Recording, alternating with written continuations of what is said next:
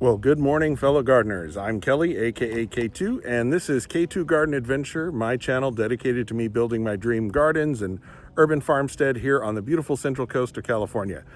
All right, so this morning I've actually been working for a while, but let me catch you up on what I've done and what I've got left to do. All right, so today I've been working out here in the new tropical orchard, and specifically, out of the tropical garden and the back, I had pulled out some things that were taking up too much room and needed to make room for them. Specifically, I've got a couple of canna lilies, and these keep growing and get bigger and bigger. And so I pulled these out, and then this is a white bird of paradise. And then a friend of mine said that they actually don't flower all that much, but it's nice vegetation. And then out of the southern patio cottage garden, I pulled some of the remaining agapanthus, or lilies of the Nile. And so I was just going to give these away, and then I said, I have this area up here, because there's sort of this wedge shape where, I have the mango trees and then this loquat tree here that are in a straight line, 90 degrees coming off of the fence. But the street, it's on a curve, and so it curves away. And so of course I did the border of the ice plant and the hydrangeas along the border. So that left me with this sort of narrow wedge gap here, and I thought, well, wait a second, if this is going to be the tropical orchard, I can throw some of these tropical looking plants up here to fill in this sort of gap. Who knows, one day, I might put a sign up here or something that would be a perfect spot. But in the meantime, I thought this would help really give it some more tropical flavor. So this morning I planted the white bird of paradise, the red canna lilies, and the agapanthus. Now, the canna lilies will probably go to sleep in a little bit. I think we will drop below 40 degrees in the winter.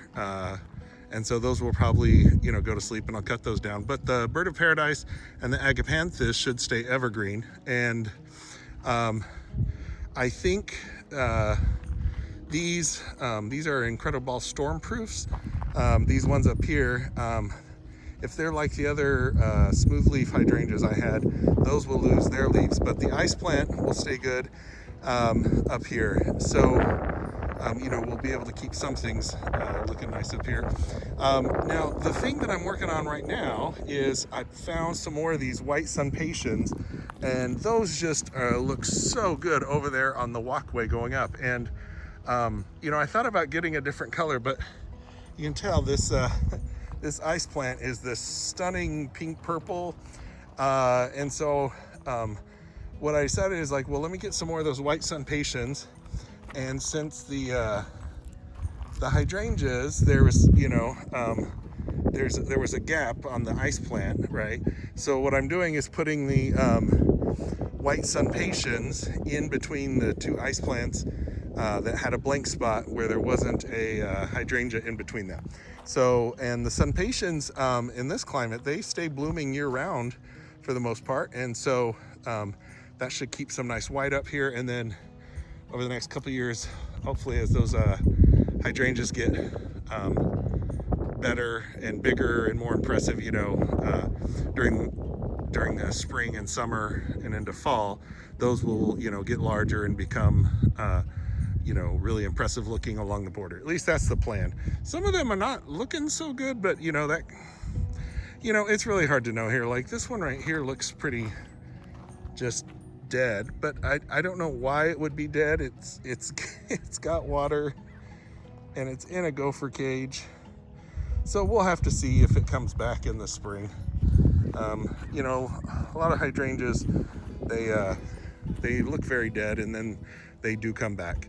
At least that was my experience. Again, I've only been here less than a year and a half, and I have over 200 hydrangeas and I think 50 different types. But anyways, all right, well, I'm just yapping, so let me go ahead and get the rest of these sun patiens in the ground, and then if we finish that up, I have some more work that I was gonna do along the edge of the fence where I've got lots of beautiful flowers going.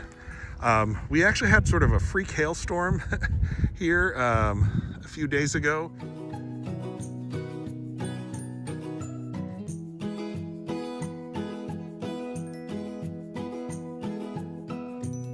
And so it damaged a lot of the flowers.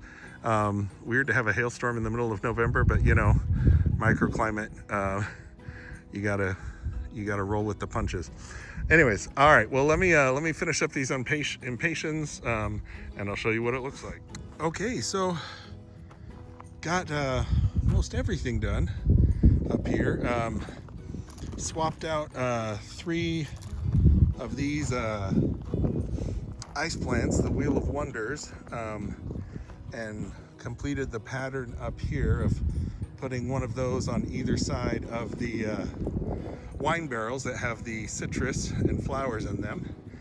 And we got the 6 white sun patiens in all along here. Now I asked the nursery to try to get me 2 more.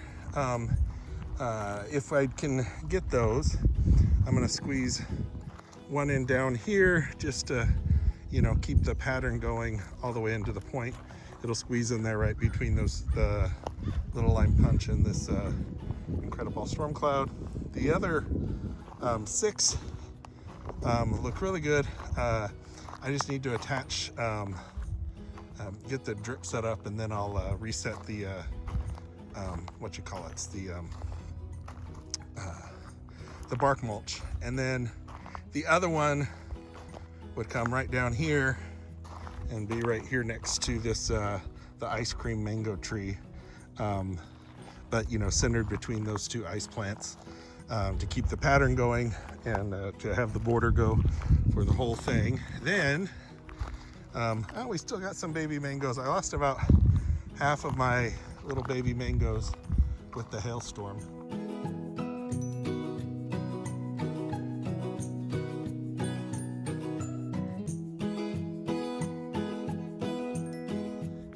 This is not good. This cherimoya tree is that is curving way too much.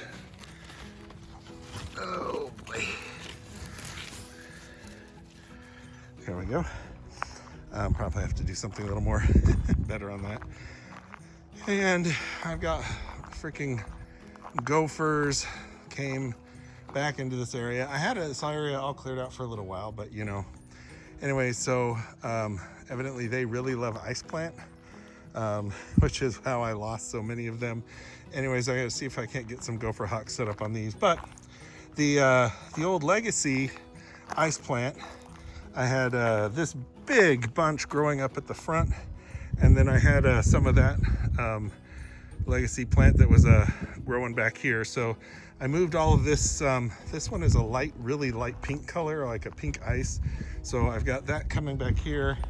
But then, you know, like I said, the pattern of the Wheel of Wonder purple with one on either side of the wine barrels, all the way up to the front. Oh wow, I've got this.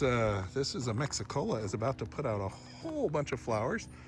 I got to start making a note of, you know, I've got, I don't know, about 6 or 7 different avocado trees are starting to flower right now. So I got to start making a note of when the trees flower, because some of them don't seem to be at the right times of year, but you know, with the microclimate here, it's you know, got to start recording when things are doing things. Okay, so here is some bonus footage, since I haven't published the the video I was working on a couple of days ago. So I ordered, I've got a Mahogany Monster Ukara, and then I've got a double or a second Newly Noir, the Lime, oh goodness, what is it called? Lime Time and a Wicked Witch. Right, and so these 4 are the pieces that I was waiting to complete the mimosa grove area over in the Woodland Garden. And then also in the box we got a lilac crush, hardy hibiscus, and then just a couple of annuals to fill in some spots where I had a saffron finch and some white ones that passed away. Anyways, but let me go get these 4 in the ground, and then that'll allow me to sneak this footage in to that other video. Okay, so first thing I'm gonna do, I'm gonna move this society garlic, and I'm gonna break it into 3, and I'm gonna put this gorgeous mahogany monster right back behind here, which will give this stunning red, you know, so it's surrounded by these other greens. And then what I think I want to do up here is I was going to kind of bunch them together, but I think what I'd like to do is just kind of continue a drift in this pattern. And so I'll just move this ukara right here, just over here, which actually be nice because I think those colors will look really beautiful with the Johan and the Geisha Gone Wild. So we'll have like a nice little sort of drift of the repeating coleus, and like I said, I'll just move that coral bells over. So let me get like I was saying, hopefully you enjoyed this little video as I make my been making my tropical orchard more tropical. Please leave a comment below if you have a suggestion on some you know, some tropical flowers that I might want to add or something up here around the edges to give it a little more tropical feel. Please like, comment, subscribe, share, all that good stuff. I do respond to all comments. And most importantly, you have yourself an absolutely wonderful evening. And until the next video, happy gardening.